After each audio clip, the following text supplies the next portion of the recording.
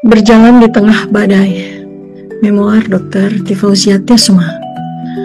Aku tidak memilih jalan ini. Aku hanya mengikutinya.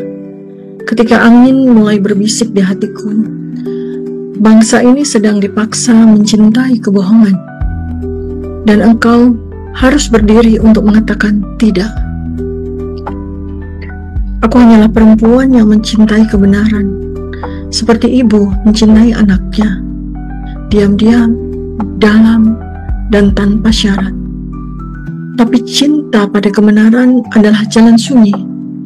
Dan ketika aku mulai bertanya tentang satu lembar ijazah, aku tidak sedang mempersoalkan gelar. Aku sedang mempersoalkan nasib bangsa, kini dan di masa depan. Sejak hari itu, hidupku bukan lagi milikku. Rumahku dan semua yang kulakukan dalam pengawasan. Anak-anakku bertanya, apakah aku akan dibawa pergi? Dan para sahabat mulai membisiki, hati-hati, kau sedang mengusik mantan penguasa yang masih memiliki kuasa. Tapi bagaimana mungkin aku diam saat yang palsu diangkat sebagai panutan dan yang benar diancam untuk dilenyapkan? Aku tahu siapa yang kuhadapi. Bukan sekedar satu orang, tapi sistem. Narasi yang dibangun dengan propaganda dan penjara diam-diam yang mengurung mulut rakyat. Mereka tidak takut pada kebohongan. Mereka takut pada satu orang yang tidak takut pada mereka dan tidak takut pada sang pemilik kebenaran. Aku telah berjalan dalam badai ini tanpa jubah kehormatan, tanpa pasukan, tanpa perlindungan kuasa, hanya dengan pena, data, dan kepercayaan bahwa Allah tidak pernah membiarkan kebohongan menang selamanya.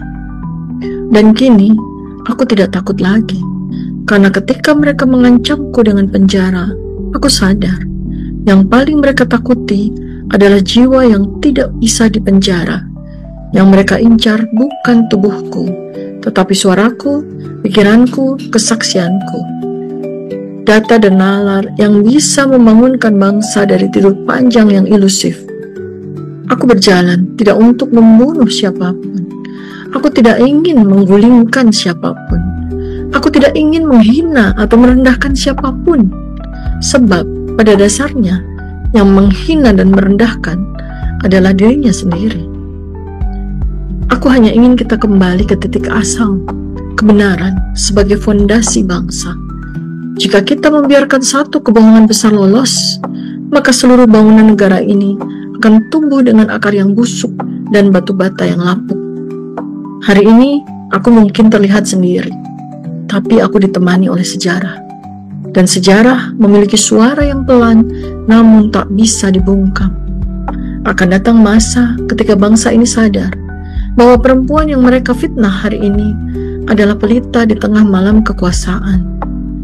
Aku hanya ingin dikenang bukan sebagai pembongkar, tetapi sebagai penjaga ingatan bangsa. Bukan sebagai perusuh, tetapi sebagai ibu yang tidak rela anak cucunya dibesarkan dalam negara yang dibangun di atas kepalsuan. Bukan sebagai musuh negara, tetapi sebagai cermin yang pernah diletakkan di hadapan bangsa ini. Dan jika suatu hari aku tiada, entah apakah seluruh kebohongan sempat dibuka atau disegel dalam pembungkaman abadi, maka biarkan memoir ini menjadi pusaka. Biarkan suaraku tetap hidup dalam tulisan ini, dan biarkan Allah sendiri yang membela apa yang kusebut kebenaran. Aku, Dr. Tifa, seorang perempuan yang memilih berjalan di tengah badai karena langit memanggilnya untuk tidak bersembunyi. Jakarta dalam remang senja, 5 Agustus 2025.